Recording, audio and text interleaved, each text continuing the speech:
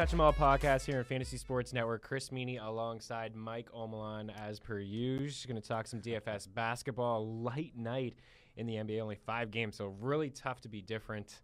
Yeah. And we managed to be pretty different. A little bit, yes. And but we'll start in the ice because it is NHL trade deadline day. Everyone's freaking out. All these moves. 12 hours of coverage. 12 hours of coverage. They're TSN. They started early last night talking about all the trades, and of course they're at it bright and early this morning as well. So let's talk about some of the moves that happened. I guess over the weekend. A lot of the moves really before today. Yeah, like a lot of even just minor small moves like Eric Cole getting traded to the Red Wings. Yeah, we had Keith Yandel, which that was the big one. I don't know why I let off of Cole. No, but there was some little ones. Glenn Cross got traded to Washington. I like that. I think he's worth a pickup. Why not? Maybe he gets a top 6 role, likely to do so in Washington. Yeah. This guy could score. You never know. You get a fresh start. He was a player that I streamed at times during the season when he came back from injury with Calgary. He's a guy who hits and gets shots on net, and he scores. He's a former 20-goal scorer, so he can put the puck in the net. Vermette. Yeah. Vermette's not a bad one, especially if you're playing in face-off leagues. This is one of the top face-off guys in the NHL. He definitely deserves some consideration. I know his ownership has really – it was jumping before the trade. Yeah. I noticed last week. I was thinking about that too. Because half the times, maybe you're busy, you're at work. You got these guys. I mean, especially today, you have to guess who's getting moved because there's people taking the day off today. They're hanging by their phones waiting to pick people up if they get traded. Absolutely. So you got to do it in advance. See, Vermette's ownership in Yahoo is already at 30%, and I can tell you, when he was playing with Arizona 2 weeks ago, it was less than 10. Yeah. Because he really doesn't do anything besides, win faceoffs. Yeah. In fact, he's got the 3rd most faceoff wins in the NHL. Claude Giroux right at the top, 842. Bergeron, 834. And Antoine Vermette, 744. And guess who's not too far behind him? Jonathan Toews. Yeah. So now they got 2 of the best in the NHL. And prior to that, the Hawks were hurting in faceoff. It was just Toews. No one else can win faceoff. So that's I think definitely why they made that move. I can see get Vermette in a top 6 role. Yeah.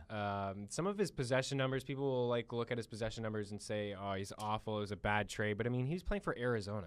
It's the same thing that people come out to me and tell me that, Winnipeg, that trade was awful. Yeah. When they got Myers, it was just horrible. What are they doing? I mean, Myers.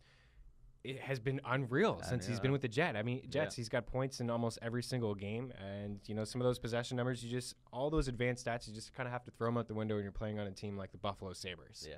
The guy was minus 60 combined over 2 years. Similar with David Perron. He hasn't been as hot, but he's still been solid. He's still playing alongside Sidney Crosby or Evgeny Malkin every night. So I know. He was a minus player in Edmonton. That's not some of these players deserve to be rostered. I mean, Vermette, he got 13 power play points on the season. I see him in a top 6 role in Chicago. Yeah. I could see Brad Richards maybe going to the 3rd line or maybe moving to the wing. Today on they're playing today, and the Lions have it shown with Teravainen on the 2nd line with Patrick Sharp and Brandon Saad, and they got moved Versteeg to the top line with Toews and Hossa. But I could see Teravainen going to the 3rd line with Richards and Andrew Shaw or Bickle, and then now you got. So that's what's great about this trade. Now you got 3 lines that could start playing pretty well. I still think Versteeg is a guy that should be owned as well. I mean, 27% ownership in Yahoo. Even though Patrick Kane is not going to be his line mate for the rest of the year, I still think he's a player that should be owned. Jaromir Jagr. Did you end up hanging on to him? I hung on to him. He scored last night. And assists, 2 points, and he playing with Huberdeau and Barkov. Yeah. They all had, I think, 2 points. Yeah, I mean, Barkov wasn't even born when Jagr was in the started in the NHL. When I first, I was hanging on to Jagr in one league, hoping he'd get a top 6 role on a great team. He got a top 6 role, not the most fantastic team, but hey, I don't mind it. These guys, they go to Florida, fresh start, they play in the sun, they feel refreshed. And, he's playing with a couple of nice young studs in Barkov and Huberdeau. I don't mind it. Yeah, I don't mind it either. I mean, not a bad trade. Weird though. Worth an ad, Jagr. Because they ended up trading Fleischmann away for nothing. Yeah. It was kind of like a sideways move, but whatever. It's Florida. Yeah. Keith Yandel is a guy that's owned 98% ownership. but you're extremely happy with the move because it's a great move for the Rangers. I mean, they're all in. Last year they traded 2 firsts for St. Louis. This year they traded first, and they traded some prospects away. Anthony Duclair going to Arizona, going to play with Max Domi. We saw them, Team Canada. How well did they do with the juniors? Can you imagine Domi, Duclair, McDavid line? It could happen. It could happen. They got or a even lot Eichel. Still, both are good. They got a lot of young studs. I mean, they have 5 first-round picks over the next 2 seasons. Yeah, it could be 4. But Keith Yandel, obviously the ownership is high. 26 power play points. That's what he does. That's what he's always done. He's been a power play specialist. And now he gets to go with the Rangers, who really, they didn't have, I know they have Boyle there and they have McDonough. Boyle is solid, but I think McDonough moves to that second power play unit and Yandel comes in there. And the Rangers are one of the highest scoring teams in the NHL. So it's huge for Yandel, It is huge. Petrie's gone to Montreal. I don't think that's a huge fantasy option. He's not going to get any power play time or anything like that, but not a whole lot happening with hockey for trade deadline day. But so let's talk Week 20 fantasy hockey season because puck drops on Week 20 today, and playoffs they start in a week. And we were on the network with Dave Pittman. We were suggesting some 4-game streams. There's 6 teams that play 4 times: Ottawa, Montreal, Calgary, Philadelphia, Nashville, and Minnesota. You had Raffle. But you had Kimmo Timonen, and you suggested that he was going to get traded. Yeah, you thought that there was a possibility, and hours later, he got dealt to the Hawks. And my team, I think he's a guy that you should pick up. Yeah, and already first practice, he's practicing on the top power play unit. As he should. He's another power play specialist. That's huge. Playing on the top power play unit in Chicago, that's worth an ad right there. We mentioned on our stream video. 20 power play points last season. That was 13th amongst defensemen. So, pick them up. That's one of the benefits of having a defenseman. If they get power play points, that'll help that category out. One player that I liked, obviously, I talked a lot about Nashville. I still think guys like Mike Fisher, Colin Wilson, Craig Smith, these guys should be owned. Nashville, a top 5 team in the NHL. Big game for Matt Cullen. He had and now Cullen's on that line now. So he becomes, to me, I'm not sure if he's a pickup, but he becomes a nice stream, DFS. A nice DFS play for sure. And you had Monahan. Yeah. I think he should be picked up as well. He's probably owned in most competitive leagues, as he should be. And another guy that I liked that I wanted to talk about again is Brendan Gallagher. Playing on the top line with Pacioretty. You saw he had a couple points against Toronto the other night. Just loves to shoot the puck from everywhere. Smiling all the time. In Montreal on that West Coast trip, which means a lot of games this week. Obviously talked about 4, and they play 4 the following week in your first week of playoffs. So lots of playing time for Brendan Gallagher, the Montreal Canadiens. We come back. Let's talk some DFS basketball. 5 games on the schedule, so keep her locked here on the Fantasy Sports Network. Welcome back to the Touch 'Em All podcast here on Fantasy Sports Network. Chris Meaney alongside Mike Omelan. We were talking a little bit about hockey, but it's all about basketball. DFS basketball tonight. 5 games, so a little tough to be different tonight. Yeah. You got your superstars. You basically can pay for whoever you want. Yeah. I've had this conversation before with you. I mean, if you're going to leave $900 off to the side or in your payroll and whatever, you get who you want to get, and that's who it is. You don't have to spend your full money. I know. And the funny, we talked about a lot. The small forwards. Sometimes it's just nothing special. And half these guys I don't even want. You look down the list. I don't want these guys. It's true. So I'm getting a cheap guy. I took Gerald Green tonight at $3,900. I'd rather have him. He might start with Brandon Knight. Yeah. Brandon Knight's expected to miss, so I'd rather have him than some of these guys that are 2,000 more. Just not playing too well. Okay, so let's talk about the games, and you tell me who's going to win. The Raptors really struggling to play the game of basketball. They lost to the Knicks the other night. They decided to sit out Kyle Lowry. Yeah, we'll play the Knicks. We'll get the W. And they didn't. But they played tonight against the 76ers. Do they win? I think so. Yeah. Kyle Lowry might sit again, but he should play. Yeah. Suns Heat. The Phoenix Suns. Warriors Nets. Warriors 26-point comeback last night against the Celtics. Wow. But still pretty. That is pretty impressive. Did you watch them Friday night? Friday. Against the Raptors. Yeah. Nice. I know. Yeah. I watched the first half because it was over by then. 40-point lead. It was a blowout, man. The Raptors I had a couple. are 13-16 against teams above 500.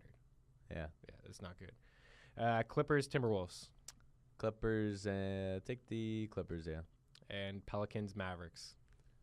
Mavericks. All right, so I guess we'll start with my DFS lineup, of course, to be played on FanDuel tonight. So, again, obviously not a lot of options. Rolling out Chris Paul against Minnesota. We talked about Minnesota all year being one of the weakest teams in the NBA. I like what they're doing. Yeah. I like the young squad, but, I mean, it's easily you can easily score on them. And Chris Paul he's been really good since Blake Griffin's been out. DeAndre Jordan has been lights out, but I'm not paying for him tonight. I know. I thought 26 rebounds last night, but he played 41 heavy minutes. Yeah. So maybe he's a little sluggish today. Chris Paul coming off a 28-5 and 12 game. He's got double-digit assists in 4 straight and 9 of his last 10 games. 53 FanDuel points the other night, 46, 44, and 53, followed by a stinker against Sacramento. But he only played 27 minutes. He had 24 FanDuel points, and then he had 50 the one before that. So Chris Paul averaging 48 FanDuel points on the season. I mean, you can't go wrong with him. But really, there's not a lot of options. Yeah. And you can get who you want. You can get Curry or you can get Paul. Yeah. And you can probably get away with getting both of them. Yeah, you get both if you want, yeah. There's a lot of... Tyreek Evans against the Mavericks. They struggle against point guards. And I like that Tyreek Evans has the point guard eligibility in FanDuel now. He was shooting guard for a long time. So he gets both? You can plug No, it's just point guard now. But, I mean, at first I was always plugging him in at shooting guard. Now he's in there at point guard. We saw Darren Williams the other night going to Dallas and just light up the Mavericks. And Tyreek Evans should be able to do that tonight too. I mean, he's got double-digit assists in 4 of his last 6 games. Yeah. And 6 of his last 10. So even without Anthony Davis, he's a big part of that offense. I wanted to go him and Gordon, but it's tough. Eric Gordon, he's I been find great Eric too. Gordon's like hit or miss though. Yeah, he's a guy that I just don't like. I don't trust on a back-to-back because he's had his injury history, so I just don't try. I can't put my money into Eric Gordon. No, I know, and he's one of those players that just if he doesn't get you the points, then he's not doing anything. Yeah. He doesn't contribute really elsewhere. Eric Bledsoe in at shooting guard is another guy that I like here tonight, and I can afford him. 12.6 boards was a soft game for him in his last one. But the game before that against OKC, 28, 13, and 9, that's what he does. Not too he puts up points all over the place. Yeah. He had 4 blocks there too. Yeah. 62 points. I know he touches them all. Yeah. He should be sponsored here. Wow, we should just get him right here. A little bobblehead of Bledsoe. It's the key, because you get those multiple points for 1.2 for boards, 1.5 for assists, so it's not bad to have Bledsoe. Get steals as well. DeMar DeRozan, wake up. Wake up. If you're going to do a 360, put it in. I know. Put it in. And then he smiles about it. He's like, yeah. Get to the bench. Put it in. He's been very mediocre. I paid for him over the weekend. I did fairly well over the weekend, actually. I found out that the Hawks were going to rest all their players, and I had Schroeder in there who had me almost 40 points. He had a double-double, 16 points, 10 assists. But I played DeMar DeRozan against the Knicks with no Lowry, thinking that he was going to have a game. And he was awful. 13 points in 40 minutes, 3 rebounds and 2 assists. It's garbage. Someone we got to talk about. What's wrong with him? And hey, Philadelphia, like you mentioned, they give up the most FanDuel points to shooting guards on the season. Yeah, so if he doesn't have it today, I'm never paying for him again. Yeah, unless he drops to like 3,000. Yeah, but yeah, he's been he's kind of been figured out. People are just putting big bodies on him. Yeah. We saw that in the playoffs last year. Joe Johnson just kind of manhandled him. Johnson made him look like a child. And people keep, I think people keep putting bigger bodies on him, and he can't handle it. No. And that's a serious dilemma for the Raptors. Moving down the list here, small forward, Luol Deng. Deng had a mediocre game in his last one against the Hawks. 40 minutes, 8 points, 4 rebounds. But, I mean, before that, he had 3 straight games of at least 30 FanDuel points. And he's got at least 30 FanDuel points in 5 of his last 7 games. So, I mean, I like it, yeah. It's not bad. Like we said, there's not a lot there at small forward. Draymond Green is a guy that I'm going to pay for.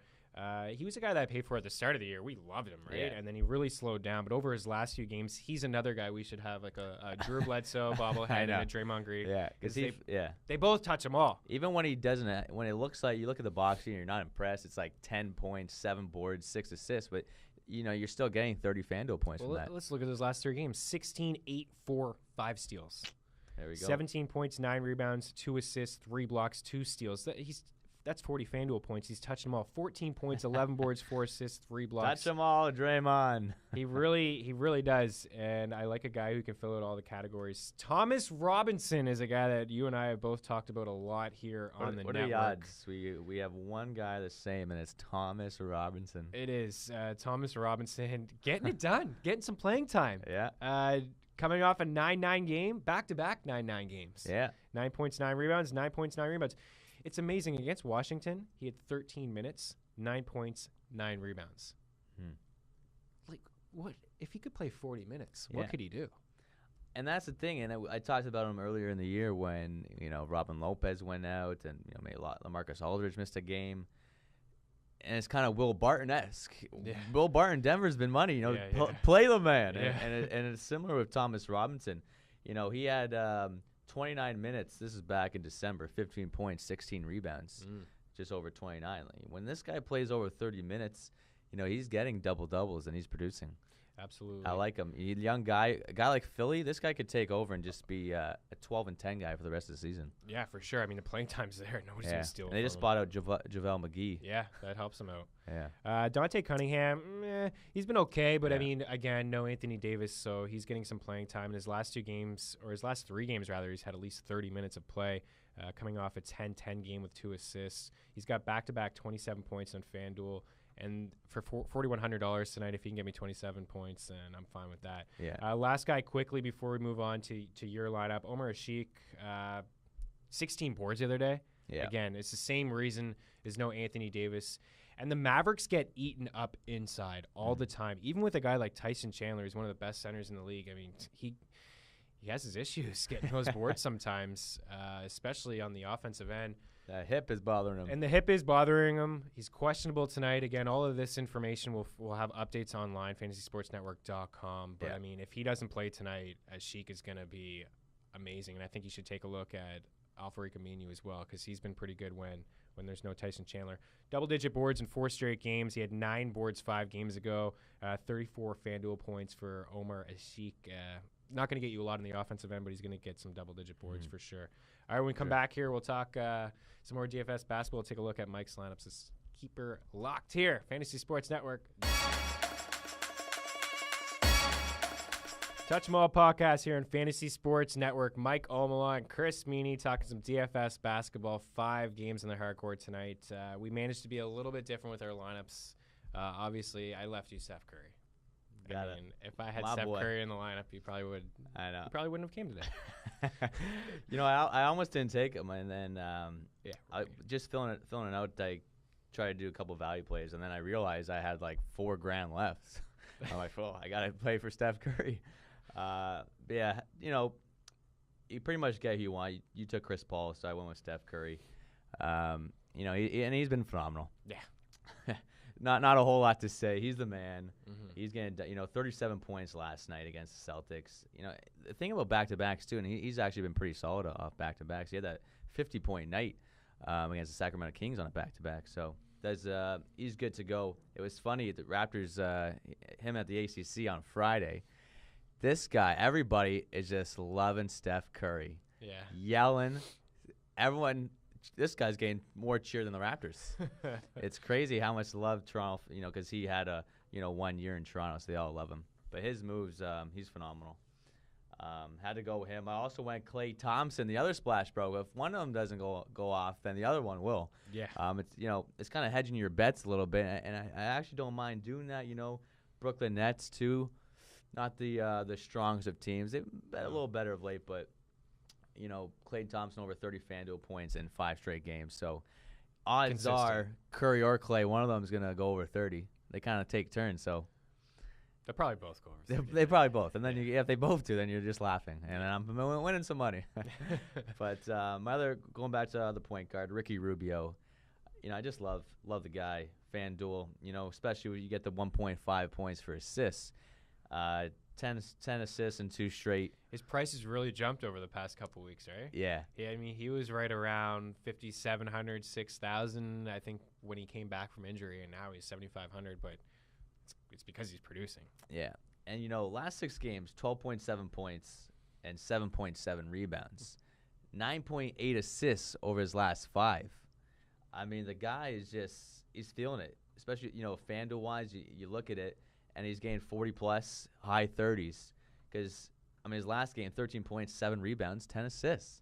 And not to mention 4 steals. Oh, yeah, he does it all. Steals. He touches. Let's get all these ball bets here, these guys that just touch them all. Yeah. So I love that because, the steals are worth 2 points. So that's good there. Rounding out my last guard, a shooting guard, Joe Johnson. Not bad. The thing I liked about him, he's getting rebounds. He's averaging 16.8 points over his last 5, but he's averaging 8.2 rebounds. Mm-hmm. Those 8 are nice. Couple 9 and 8 rebound games his last couple games. Hey, maybe he gets he sees Clay and Steph Curry tonight drilling threes. He gets a little playback from his Phoenix days and just starts jacking it up. I like that. Yeah. So you never know. A small forward, Andrew Wiggins. I love Minnesota. I got to change my pick. I'm taking Minnesota over LA tonight. They're playing tough game against Memphis. Just barely lost to them. And Wiggins put up 25 points against the Grizzlies, a tough defensive squad. Wiggins has really impressed me this year. I thought that it would be a tight race. Obviously, Jabari Parker went down with injury, but between him and Noel, it's not a tight race. Wiggins has been money all year. He's got over 19 points in 4 of his last 5. Really good. I love the Kevin Garnett move. He's got those guys whipped into shape. Yeah. So I like that a lot. Gerald Green, next at small forward. Brandon Knight is not expected to play tonight. Something that you got to double check. Absolutely. Maybe he doesn't, but he started 3 games ago, put up 15 points, 4 rebounds in a starting role. If Knight doesn't play tonight, I think Green's a must play. Yeah. Must-play. Cheap, 3,900, so I like it. We got about a minute left. All right. Quickly, Disco Dirk. Hey, don't love it. Well, we got to play him. He's in the background for no reason at all. Can he dominate? Come on. Put up 30 points for once, man. He can't. Come on. There's just too many guys that want the ball in Dallas. It's just too many. Yeah. He had a dunk the other night. But no Anthony Davis there blocking up the lane, so maybe he has a decent game at least. Yeah. Thomas Robinson, you mentioned it. When this guy plays, he's gonna produce. And against the Raptors, I like it. And then Hassan Whiteside. Man, I wanted to take DeAndre Jordan, but big night. But yeah, you can't go wrong with Whiteside. He's cheaper too. 24 rebounds last game against the Hawks. This guy's a beast. You list this guy's stats off. It's mesmerizing. Double-digit points in 7 straight games. This guy has over 13 rebounds in 4 of his last 5. We got about 10 seconds. Whiteside is the 9th best fantasy basketball player in Yahoo over the past month, averaging 15 points, 13 rebounds, and 3 blocks. And I know there's no – sorry, finish? Go ahead. No time, but Andrea Bargnani is back, apparently. Pick him up. Pick him up, Andrea Bargnani. The magician El Mago. No, seriously, pick him up and just ride him out until he gets hurt because he's going to get hurt. He can actually help you. Fantasy basketball playoffs hanging around. You got to make all those moves that you can.